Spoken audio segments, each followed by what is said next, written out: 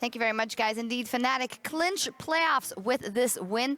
Before IEM, even we might have thought that they would win this matchup quite handily. However, the picks that they made seemed almost like a carbon copy of some of the games at IEM, and then Giants' draft against it was just not good. Yeah, we just want to echo a lot of what Deficio explained on the desk already. When you are Giants and you look at what you give your opponent that just did very well with these picks at IEM, you have to question your preparation. All you had to do was watch the games and at least challenge some of these picks. Giants, they can get out of this early game if they get a lane swap. That's also what Deficio pointed out. The problem is with Giants is level 1, there was no deep invade, no vision.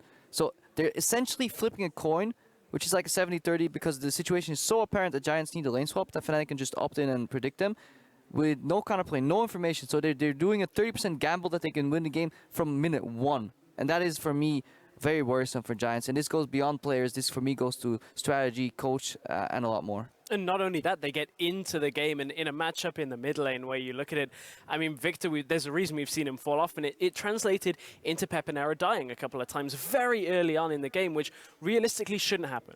In standard lanes, in 1v1, you should not be dying in the mid lane. And, you know, we took a look at those first two Pepinero deaths, and they were avoidable. Exactly. Both of them were avoidable at all times in that. The package got picked up. There's a global sound that tells you he's got it.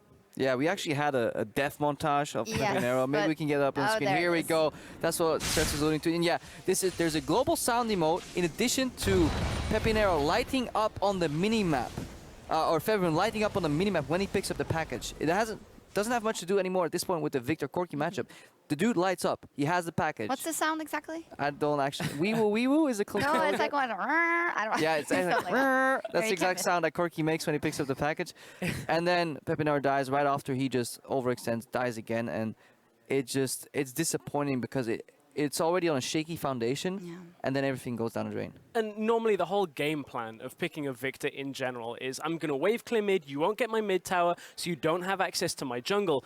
Typically, in games where 2v2 happens, 19 minutes 40 is when mid tower outer falls. This game, it fell just after 9 minutes. Like, that's an unacceptable time for a mid tower to fall with a Victor or a wave clear mid laner in it. I don't know what happened there. A lot of criticizing, though rightfully so, I think. But looking on the good things for Fnatic, I really like the reinvented style they brought to the table, because it seemed for me at the start of the season, because they lost Reignover and Huni, Reckless and Noxiac then wanted to become the cornerstone of the lineup. Ganks around bot lane. We want to enable the bot lane. We want to play around them. But recently in IEM, what we've seen is very self-sustainable lanes from Reckless and Cly. And then Spirit focusing on his winning mid, his winning bot lane, which then frees him up to counter jungle itself. Now Spirit is finally being enabled as a player, just like he used to like to play over in the LPL. We have Reckless playing to his style. He is not, for me, the hard carry type of player.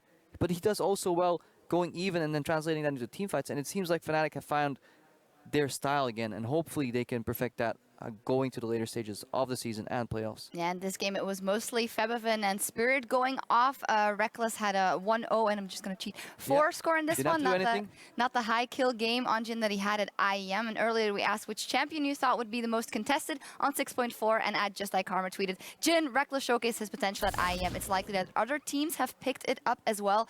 Again, let through.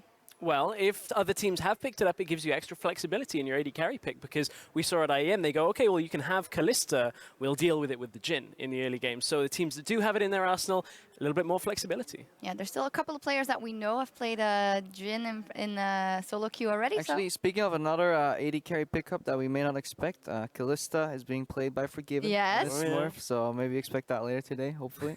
Yeah, we will see what happens. For now, though, we need to take a quick break here, but we will be right back as things are getting started up in Berlin, because next up it is H2K versus Roccat, so stay with us.